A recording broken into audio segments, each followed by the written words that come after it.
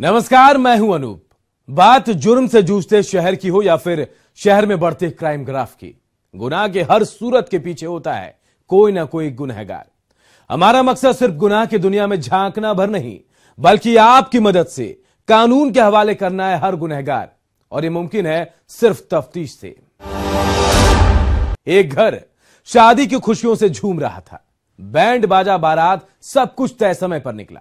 शादी भी हुई, दुल्हन को विदा करा दूल्हा घर ले आया। लेकिन इसके बाद जो हुआ उसके बारे में अंदाजा लगाना तक मुश्किल था। देखिए हमारे संवाददाता विपिन कुमार की दरभंगा से ये रिपोर्ट।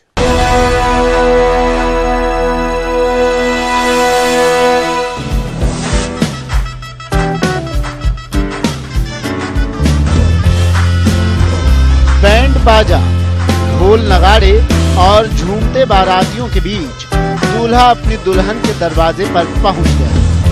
रस्म के मुताबिक दुल्हन भी धीमे कदम के साथ सबसे पहले वरमाला स्टेज तक आई तो दूल्हा हाथ बढ़ाकर दुल्हन को सहारा देते हुए वरमाला के स्टेज पर ले आया।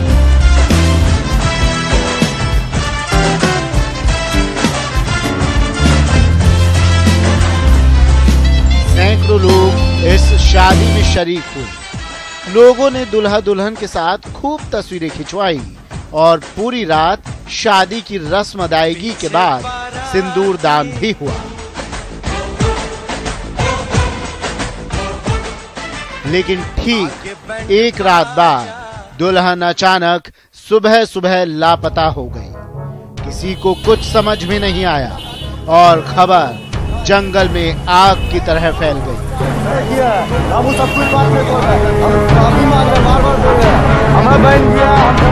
आखिर एक रात बाद ही दुल्हन कहां गायब हो गई। दरअसल ये पूरा मामला दरभंगा जिले में विश्वविद्यालय थाना के कादिराबाद मोहल्ले का है, जहां 5 फरवरी को कन्हैया लाल दास ने बड़ी ही धूमधाम से अपनी बेटी पूजा की शादी मधुबनी निवासी शेखर से की। लेकिन दुल्हन पति को छोड़ अपने प्रेमी के साथ फरार हो गई। शादी में लड़की ने अपने प्रेमी शिराज अहमद खान को भी कोलकाता से बुलाया था। शिराज पहले भी लड़की के घर आया जाया करता था, पर लड़की के घर वाले इसे दोनों के बीच गहरी दोस्ती के अलावा कुछ और नहीं समझते थे। उन्हें क्या पता था कि अंदर ही अंदर मामला कुछ और है।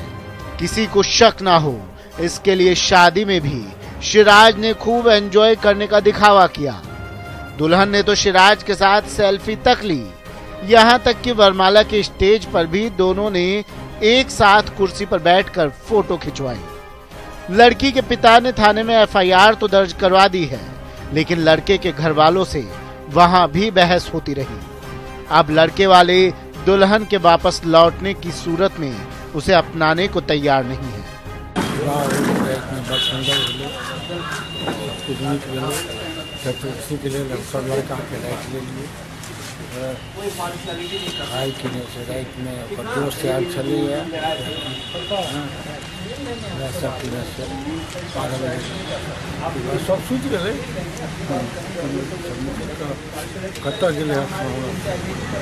ऐसा हो शादी थी 5 तारीख को मेरी बहन से, और सुबह में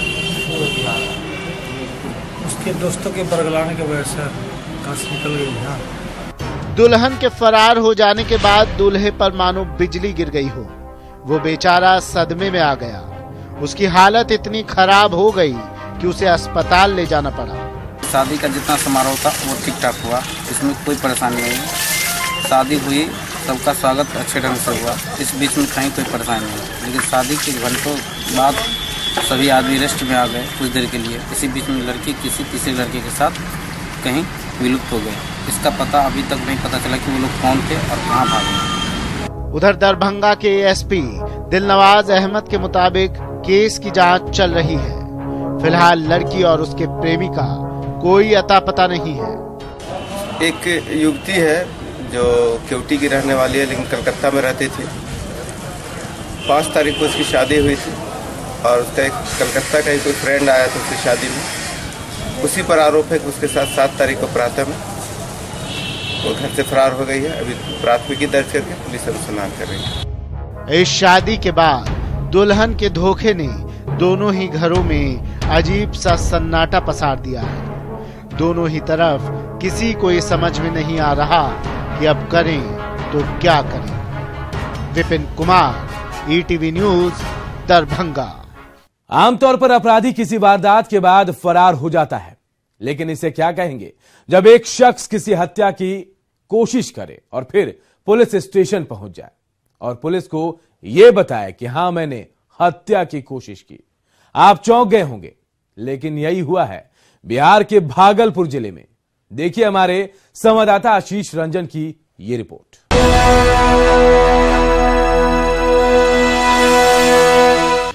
पहले पत्थरों से कुचलकर हत्या की कोशिश, फिर उसे मरा समझकर पहुंचा थाने और किया कबूल, हां मैंने की है वारदात। ये भागलपुर में इशाक चक थाना इलाके का रहने वाला रंजन मंडल है। रंजन ने खुद कबूल किया है कि उसने अपने पड़ोसी की हत्या की। रंजन को यह पता नहीं था कि उसने जिस पड़ोसी को मरा हुआ समझ लिया वो अभी जिंदा है। खुद सुनिए रंजन का कबूलनामा। पी खा करके रंगबाजी करता था, गाली गलम करता था, ऊंची हमको बर्दाश्त नहीं हुआ।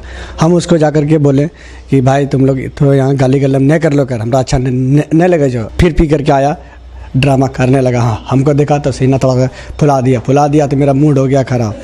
ठीक है, मूड हो गया खराब, इसलिए हम उसको मारने के लिए भिड़ गए।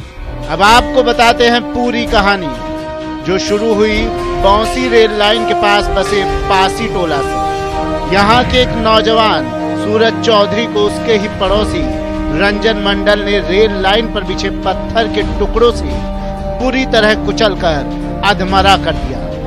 वारदात के बाद रंजन इशाक चक थाने पहुंचा और खुद को पुलिस के हवाले कर दिया। रंजन ने इशाक चक के थानेदार को कहा कि उसने सूरज को मार दिया है और उसकी लाश रेलवे लाइन के किनारे फेंकी है।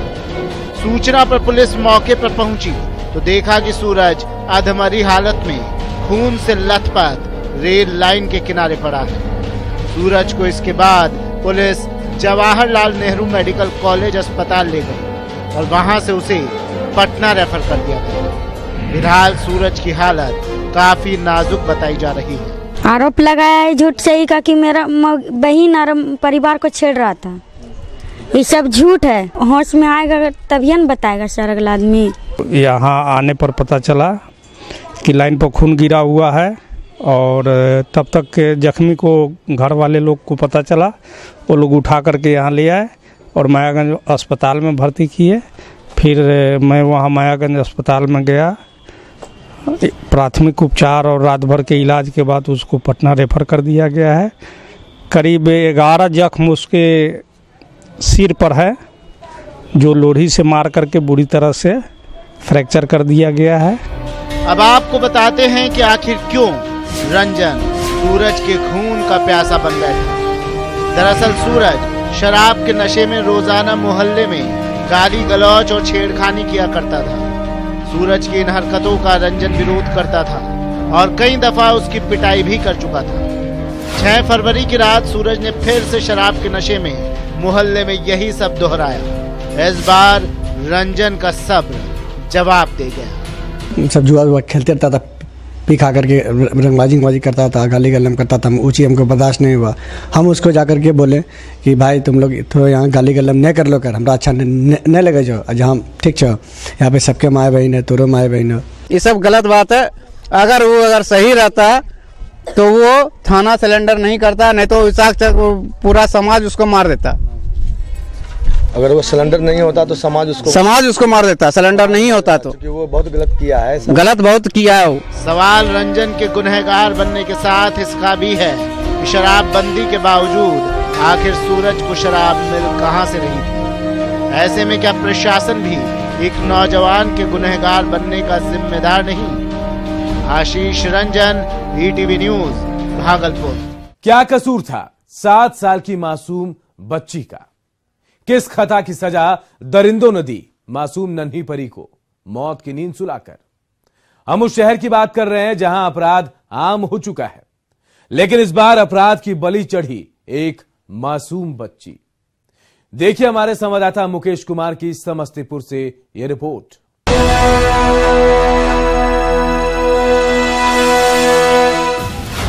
तारीख 5 फरवरी 2018, जगह समस्तीपुर का भगीरथपुर। ठीक इसी दिन दूसरी क्लास में पढ़ने वाली 7 साल की मासूम शाइस्ता परवीन अपने गांव के बच्चों के साथ रोजाना की तरह खेल रही थी। घर वाले भी तसल्ली से थे, लेकिन जब देर तक शाइस्ता घर नहीं लौटी तो परिवार परेशान हो गया। पहले तो घर वालों ने शाइस्ता को हर जगह ढूंढा, मगर जब वो नहीं मिली तो घर वालों को अंदेशा हो गया कि शाइस्ता के साथ कोई ना कोई अनहोनी हुई है। इसके बाद घर वाले कल्याणपुर थाने पहुंचे, जहां इन्होंने शाइस्ता की गुमशुदगी का केस दर्ज कराया, लेकिन साथ ही एक शख्स पर शक भी जाहिर किया, क्योंकि उससे शाइस्ता के घर वालों की पुरानी रंजिश थी। उसके बाद आरोपी को पुलिस ने 6 फरवरी को गिरफ्तार कर जेल भेज दिया। 5 तारीख के शाम की बात है, लगभग 5:30 बजे करीब बच्ची लोग खेल रही थी। खेलते खेलते सब लोग घर गए और ये भी खेल ही रही थी। उसी के बाद लोग खोजने लगे, तलाशने लगे कि बच्ची कहाँ है। शाम हो गई, लेकिन एक आदमी पर शक था जिसको अरेस्ट किया गया। मुकदमा दर्ज हो गया तो और एक गिरफ्तारी भी, लेकिन किसी को पता नहीं था कि शाइस्ता कहाँ है। फिर आई 7 फरवरी की शाम। उस मनहूस शाम को कल्याणपुर थाना इलाके के ही मुक्तापुर मोहन गांव में एक किसान अपने खेत में गेहूं का पटवन करा रहे थे। अचानक उन्हें खेत में एक बच्ची की लाश दिखी। वो सन्न हो गए। कल होके भी हम लोगों ने खोजबीन किया, कहीं कहीं बताया गया कि वहाँ देखी गई है, छोटी बच्ची है, भटक गई होगी, तो वहाँ भी गए, लेकिन कोई पता नहीं चला। हम लोग सब तरफ से सारा प्रयास करके थक गए, लेकिन कुछ नहीं हुआ। आज शाम में अभी रैंडम पता चला है कि वहाँ पे एक लाश है। जब आके देखे तो वहाँ पे मेरी बच्ची थी। वो लाश की खबर मिलते ही कल्याणपुर पुलिस और सदर डीएसपी मौके पर पहुंचे। पता चला ये मासूम शाइस्ता की लाश थी। उसका डेड बॉडी मिला है, तो जो भी वैज्ञानिक अनुसंधान है उसको करते हुए और वाकई जो कल्प्रिट होंगे उनकी गिरफ्तारी सुनिश्चित की जाएगी। पुलिस के पास शक के आधार पर एक आरोपी था, फिर भी पुलिस शाइस्ता का सुराग लगा पाने में नाकाम रही। आखिर में मासूम शाइस्ता को किसी दरिंदे ने मौत के घाट उतार दिया। अब पुलिस के सामने चुनौती इस बात की है कि वो कितनी जल्दी मासूम शाइस्ता के कातिल को पकड़ती है और शाइस्ता के घर वालों को इंसाफ दिला पाती है। Mukesh Kumar, ETV news, Samastipur. ही मोहल्ले के 3 बच्चों के अपहरण की खबर के बाद पूरे शहर में मचा हड़कंप।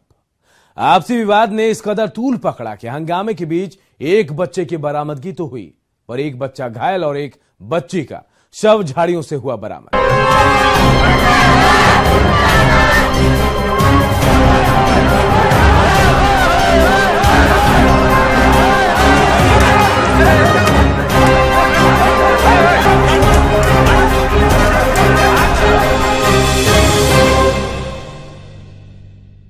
गया के गेवाल बिघा मोहल्ले में संजय कुमार नामक इस युवक ने कभी सोचा भी नहीं होगा कि पड़ोसी छोटू से हुए मामूली विवाद के बाद देख लेने की धमकी उसके कलेजे के टुकड़े को हमेशा के लिए उसे दूर कर देगा। पड़ोसी छोटू सुबह हुई छोटी सी तकरार के बाद शाम में घर के पास ही खेल रही संजय की 6 वर्षीय बेटी तनु और उसी के साथ खेल रहे मोहल्ले के 2 और बच्चों का अपहरण कर लिया। बच्चों के गायब होने की खबर से उठे बवाल के बीच एक बच्चा छोटू के चंगुल से बच निकला और बच्चे की निशानदेही पर पुलिस ने छोटू को गिरफ्तार कर लिया। देखिए, इसमें जो कल्प्रिट है वो पकड़ा गया है, पुलिस और उसके ऊपर कार्रवाई हो रही है और स्वाभाविक है कि लोग आक्रोशित हैं। इस संदर्भ में इन्हें समझाया जा रहा है और मामले को शांत करवाया जा रहा है। क्या पूरा मामला हुआ? अभी हम लोग इसका और गहन से छानबीन कर रहे हैं। छानबीन के पश्चात जो है हम लोग इसका ब्रीफ दे सकते हैं। पुलिस गिरफ्त में आए अपहरणकर्ता पर पुलिसिया दबिश बढ़ी और उसकी निशानदेही पर पुलिस ने घायल अवस्था में दूसरे बच्चे को बोधगया रोड के खिरिया गांव से बरामद किया। मार के हमको मुँह बेटा के फाड़ दिया, रोड पर। और क्या बच्चा है उसमें? एक बच्चा लड़की है। निश्चित रूप से बच्चों के साथ इस तरह की बात हुई है तो दुखद तो है ही, लेकिन घटना को अंजाम देने वाले लोग चिन्हित किए गए हैं और पकड़े भी जा चुके हैं, जो उसके पश्चात की कार्रवाई होती है। और जो बच्चे घायल हैं उसके इलाज के लिए प्रशासन अपने स्तर से जो है में उसमें लगी हुई है और बेहतर इलाज की व्यवस्था की जा रही है। साथ ही संजय की बेटी तनु का शव मगध विश्वविद्यालय के कुलपति आवास के सामने की झाड़ियों से बरामद किया। तीनों को ले जाकर बच्ची को तो रेप करके मार दिया। एक बच्चे ने स्टेटमेंट दिया डीएसपी के सामने और एसआई के सामने, रामपुर के दरोगा के सामने, उससे स्टेटमेंट लिया गया। उस बच्चा का कोई एक बच्चा तो जिंदा था, वो चल के आया था वो बच्चा बताया तो एक बच्चा एकदम अधमरा पड़ा था, उसको हम मेडिकल ले गए। बच्ची के शव मिलने की खबर आग की तरह पूरे शहर में फैल गई और आक्रोशित लोगों ने आरोपी के घर पर हमला कर उसकी बाइक को आग के हवाले कर दिया। पुलिस की माने तो आरोपी नशेड़ी है। इस घटना के बाद पूरे शहर में लोगों ने जमकर बवाल काटा। मौके पर पहुंची प्रशासन की माने तो आरोपी की गिरफ्तारी हो चुकी है और जल्द ही कड़ी कार्रवाई की जाएगी। इमीडिएटली इसमें जो है साइंटिफिक इन्वेस्टिगेशन करते हुए चार्जशीट करके इसको इमीडिएटली स्पीडी ट्रायल में भी लेकर के आएंगे। इस घटना के बाद पुलिस भले ही तमाम दावे कर रही हो, पर इतना तो साफ है कि एक मां की सुनी गोद और एक पिता के जिगर के टुकड़े को वापस नहीं ला सकती। सवाल आज भी एक ही गूंजती है कि आखिर प्रशासन की नींद घटना के अंजाम के बाद ही क्यों खुलती? अब हम आपको एक ऐसी स्टोरी दिखाने जा रहे हैं जिसे देख आप भी सोच में पड़ जाएंगे कि लोग प्यार में किस हद तक गुजर जाते हैं। पुलिस ने एक ऐसे गिरोह को पकड़ा है जिसका मानना है कि प्यार और जंग में सब जायज होता है। क्या है मामला, देखते हैं रांची से मनोज की खास रिपोर्ट में।